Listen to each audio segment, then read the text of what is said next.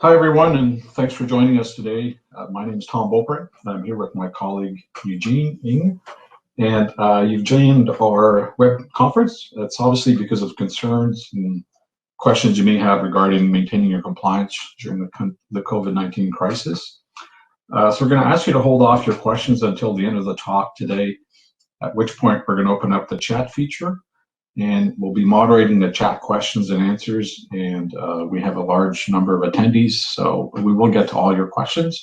So just post them at the chat, and we'll answer them at the end. Also, if you missed part of the presentation, it is going to be recorded, and it's going to be available shortly after we finish today. And also, I do apologize in advance if you hear any noise. We are all working from home, and we all have, unfortunately, some dogs, cats, teenagers running around. We've advised them all that we're recording, but if you do hear some noise, we do apologize. Okay, so what we're going to cover today is the Council's guidance on COVID-19 and how to perform remote assessments. We're going to review the guiding principles behind PCI DSS.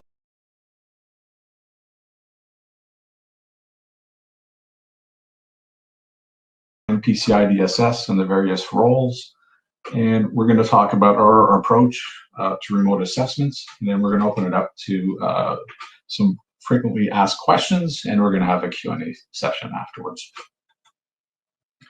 So let's start with the guidance from the PCI Council. So they published some guidelines and to the website, and they are updating it a couple of times a week so far since the crisis. And, based on developments around the world,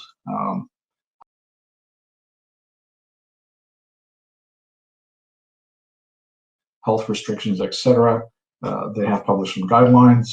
In addition, as well, if you were planning on taking some training, they've suspended training for ISAs, QSAs, ESVs, etc., because all of these training formats require some classroom training and an exam, so obviously that's not possible today. So the last update was the 12th of March, and so if you go to their blog, they'll have some details in terms there of what they're recommending to do. So let's a quick summary of their guidance. I've summarized the latest guidance here for you. So they've obviously recognized there are restrictions for travel to on-site locations. These may be due to health restrictions imposed by local governments. It may be policies for the individual entity or company, or it may be actually the QSA firms as well that have restrictions. So that's obviously a common recognition by the Council. So the guidance they've provided is that the assessor must maintain the same level of assurance and ensure that the controls are still in place and are effective. So that's kind of business as usual as far as the standard. The standard has not been modified. The requirements have not been modified. So basically, they're asking assessors and clients to try and deliver the same level of assurance on all the testing that we perform. And we are obviously, there are questions about impacts to compliance. So if you have some of those, if an entity has, so if you're a merchant or service provider and you're wondering, do I need to maintain compliance during the crisis?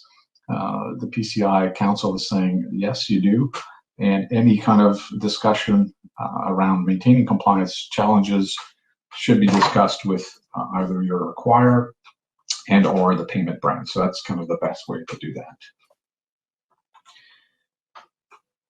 So in terms of just a little bit more detail of some specific guidance we've provided, so for the restrictions for travel to on-site locations, basically the Council is saying to document everything. So basically, if you're deciding not to be on site, you should list the particulars of why that was done. So obviously, some entities would have started their compliance efforts before the restrictions were in place. So there may be a mixture of some on-site interviews followed by only remote interviews. Some entities may be doing fully remote assessments. So we need to be aware of what the particular circumstances were when the restrictions were put in place, and just make sure it's documented. So that could be in the form of emails, it could be local alerts, it could be when the policies went in place. So again, the council is just trying to make sure that we get the highest level of assurance possible. So in light of that, they've published an FAQ, number 1455. So if you go to their website, I've indicated, roughly where you can find that information. So you just you go to the frequently asked questions section, and you can get that information. Also, if you're looking for information on how to contact your acquirer or the payment brands, we've published an FAQ 1142, which you can consult as well. All right, so we're going to go through the guiding principles behind PCI DSS and the roles. So this is an overview. So we just want to make sure that you're all aware of the standard process and the various roles that we have. So if you look at the payment brands, they're responsible for tracking and enforcement. They're also responsible for calculating, identifying penalties, fees, and the compliance deadlines for merchants and for their acquirers.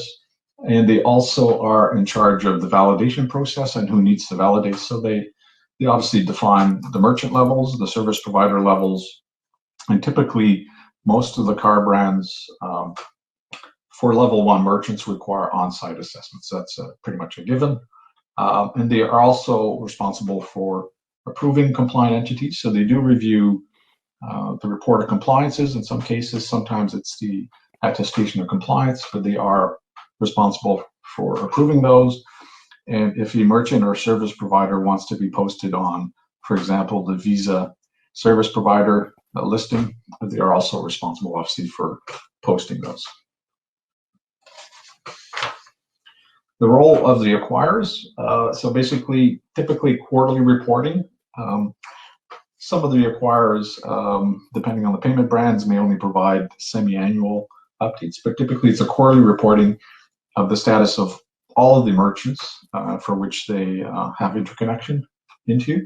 They are also responsible for the tracking of the individual merchants. So they're supposed to track, receive the attestation of compliance and or the SEQ, depending on the level of the merchant.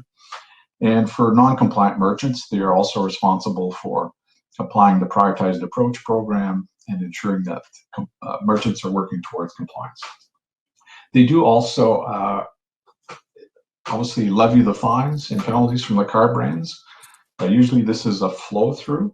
So a typical scenario we see is Visa would apply a fine for a non-compliant merchant that has been breached. That fine is applied to the acquirer, which in turn basically transfers through a flow through that fine to the merchant. They may also apply their own fines and penalties if they find that merchants are not moving towards compliance. So that's obviously their role.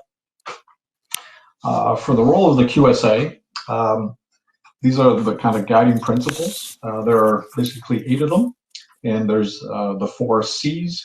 The 4 C's are basically what a QSA is aiming to do and a QSA company is aiming to do. So we're aiming to be consistent. So to deliver regardless of the QSA doing the work, we want to ensure consistent testing procedures, consistent writing, consistent reporting, consistent reviews. We want it to be credible. So, we want to have supporting evidence for what we're stating to be in place. Obviously, competency is evaluated partly by the PCI Standards Council. They require certifications such as the CISSP, and then also auditing certifications such as CISA.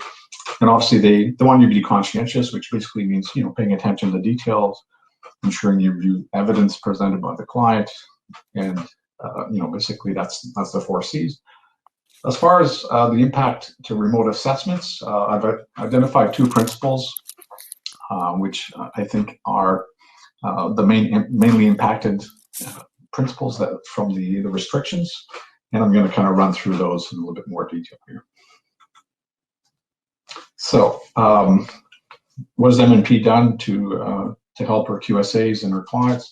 So basically, obviously, as I discussed before, we're going to document the restrictions towards performing the on-site assessments. So we're going to, some of these will be included in our report of compliances and our SEQs. So we'll include health and travel warnings because they do vary region to region. In Canada, obviously, various provinces impose restrictions at slightly different timelines. We're going to include things like emails and project schedules, which were amended because of the restrictions. In some cases, we reschedule interviews. In some cases, they've been postponed. So obviously, if you start collecting evidence at a certain point in time, and the restrictions are in place for a while, we may need fresh evidence presented. But those will be dealt with on a case-by-case basis. We're also going to enhance our Section 1.2 of the ROC as we complete it. We want to make sure that we have all the details of how much work was done on site, which periods, and the exceptions. So which work was done only remotely, which periods, etc. We've prepared a spreadsheet tool, an internal tool with some specific guidance on verifying certain requirements, and we've included some additional sampling when we think it's required. And also, we've also added internal quality assurance procedures just to make sure that we're consistent across all of our QSAs. So in terms of some examples of maintaining assurance, what we've put in place. So in determining the scope, obviously this is typically done in a face-to-face meeting. The client will share network diagrams, inventory, their data flows. So obviously that can still be held remotely for the main part. But we're also going to enhance this slightly by performing some cross-referencing of multiple sources in addition to the remote interviews. So things like, which are typically provided, obviously inventory lists, network diagrams. We will also kind of enhance, and we'll do kind of a cross-reference of the inventory with vulnerability scans. We'll look for IP addresses, IP address ranges, host names to line up. We'll look at reports from the antivirus, the shim, and the firewalls of the assets that are supported by those solutions. And we'll probably, in some instances as well, also dig into a little bit more detail of authentication logs and look at all the authentication logs, make sure all the hosts and the IP address ranges do line up. We may also extend it to SNMP. Some of those solutions are quite handy for generating reports of the assets. So we'll make sure that everything lines up. And we'll also do a final check with the penetration testing and any discovery scans that are run by the client. So all of this really to just make sure that Principle 7 is adhered to. So we're going to make sure that everything is defensible.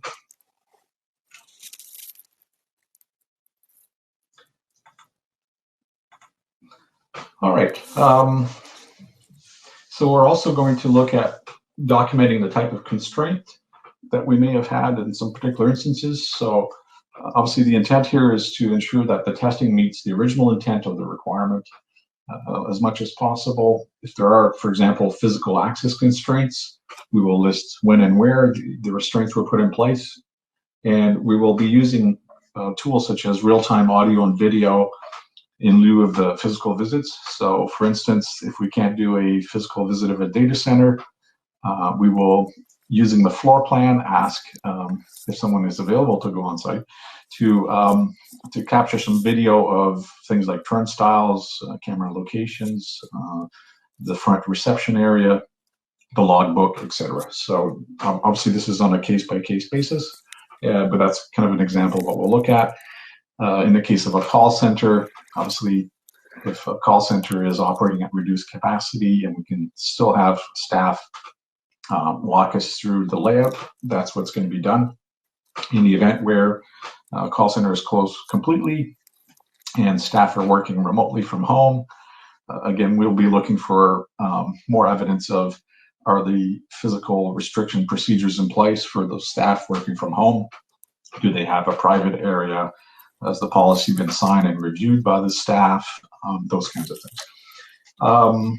So just to ensure, obviously, independence, the QSAs are going to select all the samples. Typically, we do that cooperatively with the client, but we've decided just to ensure that it's we get the same level of assurance that the QSAs are going to pick all the samples. And obviously, we'll validate the samples with the client after selection.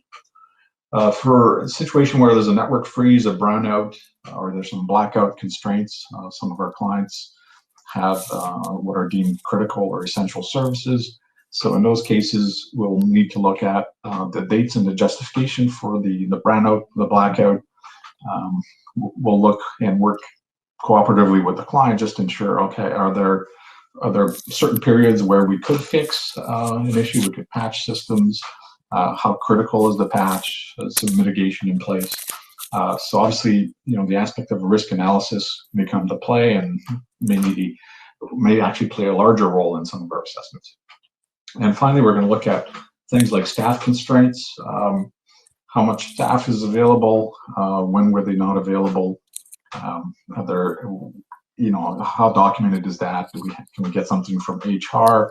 Are individual departments doing rotating schedules, those kinds of things? So we'll just need some schedules, some justification if there are some challenges. We just need some justification and some evidence as to why that's occurred. Okay, with that, so thanks for your time, and now we're going to turn it over to the question and answer period. I know we've all received some questions in advance. We'll maybe go through some of those, but we'll open it up to the floor at this point. Thank you very much. All right, everyone. So just a quick check again, just to make sure everyone can hear me. And so if somebody would want to kind of type something in the chat just to confirm that that's working. I know there are a couple of people that had either audio or video issues. All right, good. Hey, John, nice to see you can hear me. Oh, look at that. All our friends are coming in. Okay, so I'll just kick it off with one question that we've had, which is for some entities, some merchants, is a critical question. So what if there's a significant drop in your transaction volume? What happens if you're financially struggling? Either you've had to do layoffs, the revenue's not there, whatever it is, you can't pay the bills for some of your service providers, whatever the issue is, what happens then? So I'll maybe ask Eugene that question.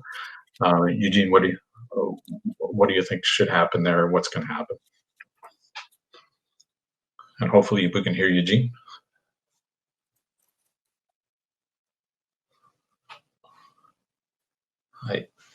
I can't hear Eugene, so Eugene, I don't know if you're...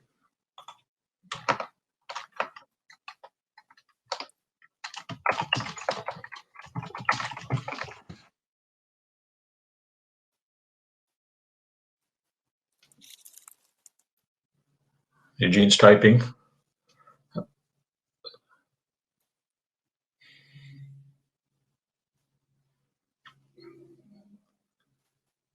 Okay, Eugene says he's lost the ability to control his microphone. Okay, so while we're working on that, maybe I will... some people are abusing the chat line, putting some funny comments in.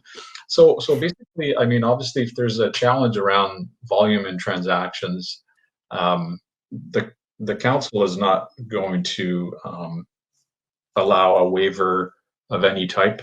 So it's really a decision for the acquirer and the payment brands. So if you're in that situation, you definitely should consult with them. Prepare some details in terms of what the restriction is, what the challenge is. Take it to your acquirer and the Visa or MasterCard, depending. So for some merchants and service providers, their volume has actually gone down significantly. So they've actually gone down levels.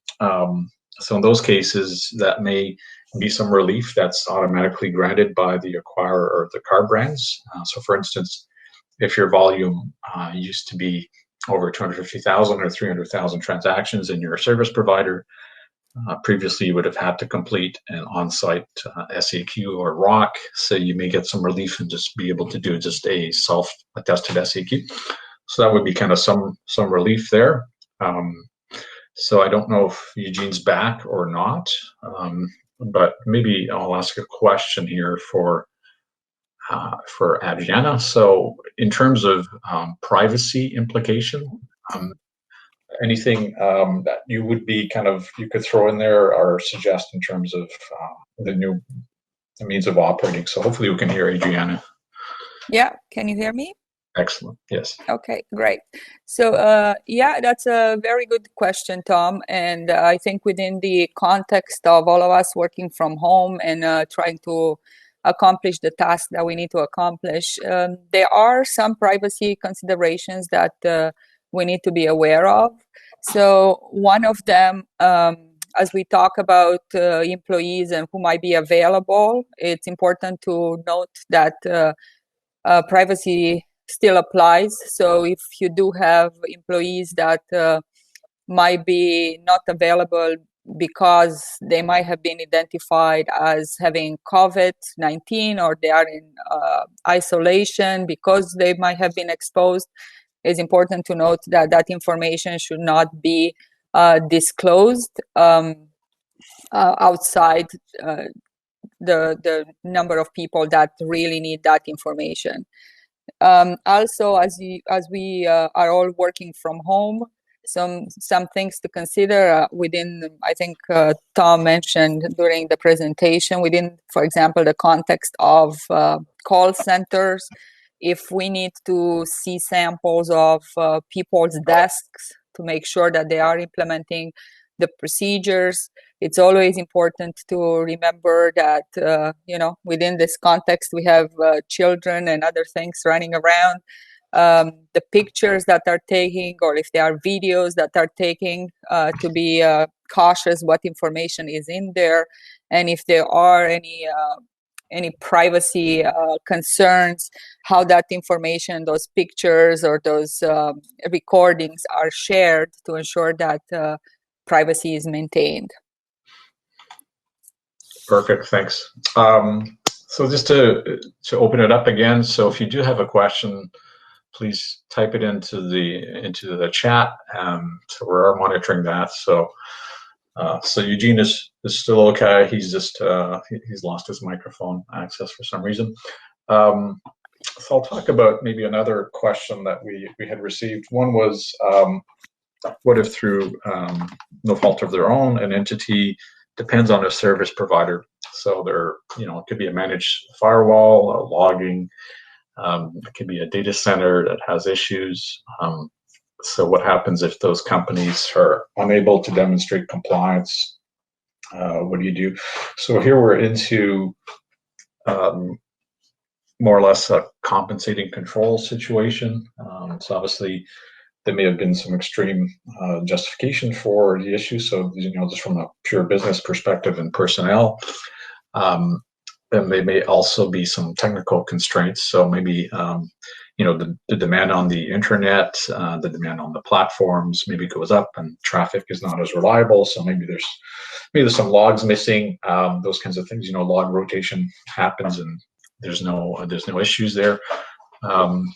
So that's kind of the one answer I would have. And then I don't know, Adriana or Jean, if you're monitoring some of the questions, but I see one here. We received one. So it says, is the PCI officer responsible for home connectivity security? Yeah, so definitely there's some specific requirements around working from home. So more or less the short answer, the easy one is all the PCI requirements apply. So you're working from home, you should be working from a secure device, so a secure laptop, secure desktop, mobile device. You should also have an environment that has some privacy. So relatives, etc., don't have access to the devices, can't see, credit cards if they're being entered. One could probably go overboard and say shouldn't be able to hear credit cards being, talked over the wall or whatever. So, standard policies would be the client, if they have a call center, they're taking a credit card, normally they don't repeat the credit card. You just basically ask the client to confirm it twice and don't repeat it, out loud. Just making sure you're not using little scratch pads or, notepads, whatever, to write credit card numbers. And as we suggested, just making sure your policies and your procedures are in place, doing a quick refresh for staff, especially if they've never worked remotely before. We recommend like a training session. Doesn't have to be too long, but just to kind of cover some basic scenarios and make sure the staff sign off on the policy. And then, if you really want to make sure, just maybe do some checks, see if there's been any issues, those kinds of things. So I think that was the one question. I just wanted to add something there, because it says PCI officer Now, obviously, depends who the PCI officer is, but you might need to work in collaboration with your information security officer, if it's not the same person, to ensure that your employees and working from home, they have the right tools to ensure that there is security within that connectivity and transmission of credit cards. Okay, and I'll put on my best Eugene voice here. So Eugene was also chiming in on chat saying it's a good opportunity to reevaluate and redefine your scope. So if you've never worked remotely previously, or you didn't have a policy, it's a great time to develop a policy, put it in place, and be more resilient as an organization. Eugene says he didn't like my accent, but we have another question. So it says, is the use of VPN to access remote systems together with two-factor authentication considered a baseline for security? Yeah, so that's touching on a couple of requirements in terms of remote access. So again, the standard says any transmission of credit card data over an open public network must be encrypted, securely encrypted. So typically that can be a VPN, it could be HTTPS through a web server, it could be sending information through encrypted files if you have to do that. So just making sure that those are in place. And then obviously the second part of the question, the two-factor, that is also a requirement. So any remote access to the credit card environment needs to be two-factor. That's a long-standing requirement. And I think that's pretty much answers that question. I think the other constraints are around, there's additional constraints around using a laptop and ensuring that there's some additional protection of that laptop. So that needs to also be included. So antivirus, those kinds of things just need to be validated. And then yeah, just in general, as we're kind of running through the questions here, we just need to make sure that if you're considering a compensating control because you've got a business constraint, the expectation would be, again, what is the risk? Identify what the risk is and do try and mitigate it as much as possible. We all know, for instance, that the phishing attempts and the phishing have gone really skyrocketed. Everything around COVID-19, not specifically targeting call centers, but just in general. I think a lot of people are being targeted by whatever it is, employment insurance, information that they may have subscribed for. A lot of people have questions around health, so obviously a lot of phishing and spam coming from that as well. And okay, and I see there's a couple of people typing questions here. So I don't know, Adriana, did you have maybe another sample question?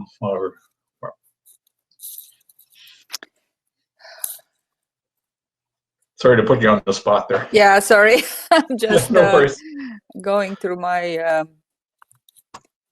things here. There is nothing else posted right now, but if somebody has a question, please go ahead and type it. Right. So maybe another. Yeah, well, so one more question. So maybe from a service provider disruption, such as managed firewalls, logging, and data centers, what should organizations do if they run into that kind of situation? Right.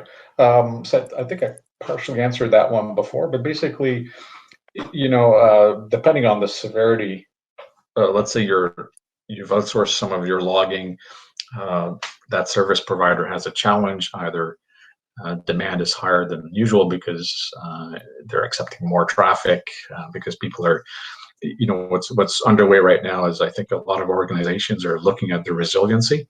A lot of them are looking at systems that I host on premise. They're running at capacity. Maybe I won't be able to get access to the premise. Maybe I'll have challenges getting in. So many organizations are looking at moving some of their data, some of their logs to the cloud, just from a resiliency perspective. even if it's just backups. So obviously, if those service providers are overwhelmed, that could be a challenge. Or if you have someone who's managing your firewalls today, they could be dealing with staffing challenges as well. So the response time, reviewing the logs every day, may be a challenge if you're down 50% on staff, for instance.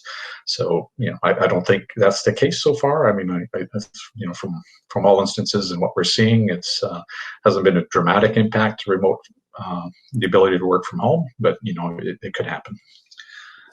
And we have related to that a logging question. So what type of logging, if any, is required for remote connecting?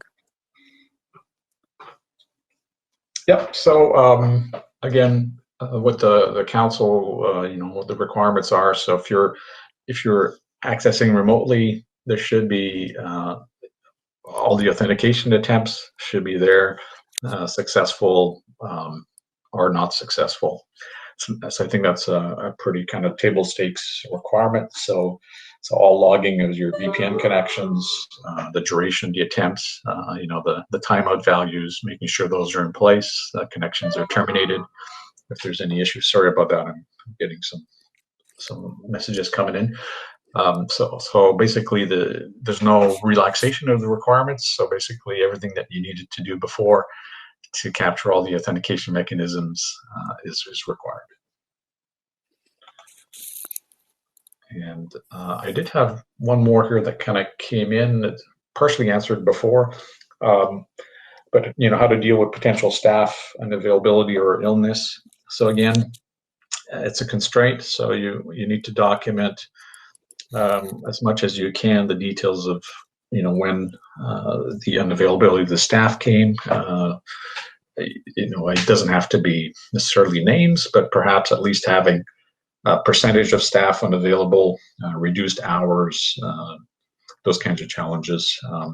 And we've also seen a couple of instances, although pretty rare, of the ISPs, some of the more regional ISPs having challenges with throughput.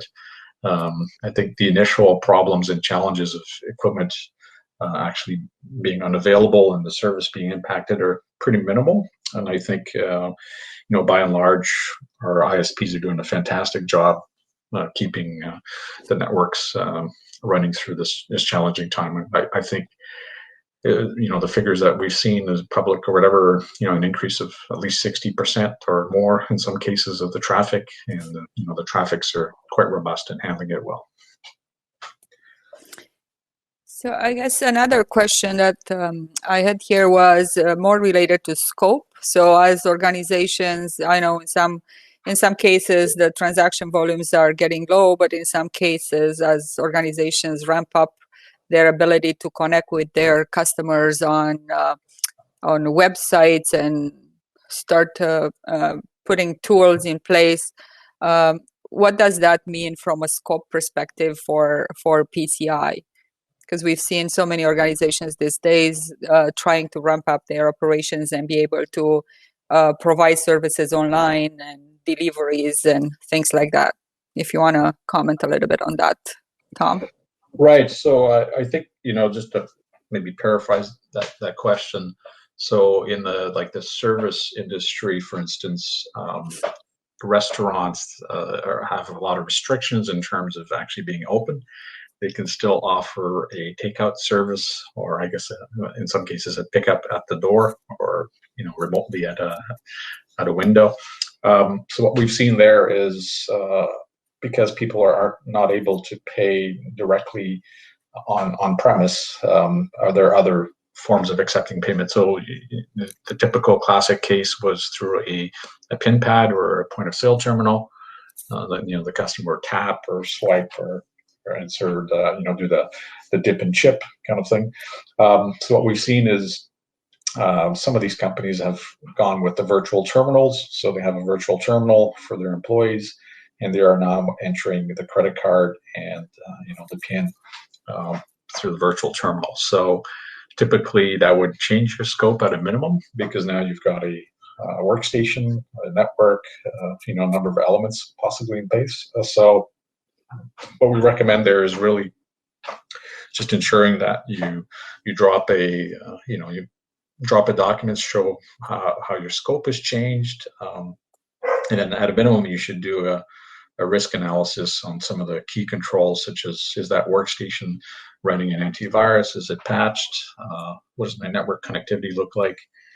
And just try and reduce that risk. I mean, there's obviously, if you have a workstation and you can't trust your network, you can possibly look at things like mobile connections, which at least reduces all that local networking equipment and firewalls from your scope, especially if you don't think they're PCI compliant. So that probably helps for some of the smaller restaurants. For the larger ones, it's a challenge. So hopefully they had some sort of capability that was secure, whether it's a call center where they were actually handling the volume before.